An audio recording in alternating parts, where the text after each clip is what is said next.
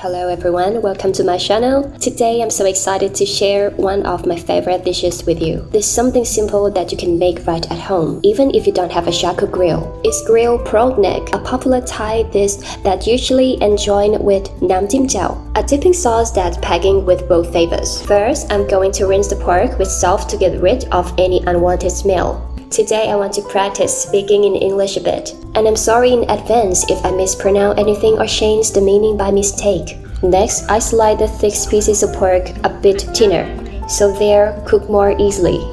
I was planning to make some dum too, but the papaya strips were a bit tough, so I chewed them in the fridge to make them crispier and tastier. I pounded the garlic and cilantro roots, but I'm missing some black pepper. But that's okay, the spices smell amazing as they are. And marinating the pork now. I added soy sauce, oyster sauce, seasoning powder, and palm sugar. I almost forgot to add the olive oil too. I will let it marinate for about 30 minutes. I'm grilling it in the pan instead of using a grill.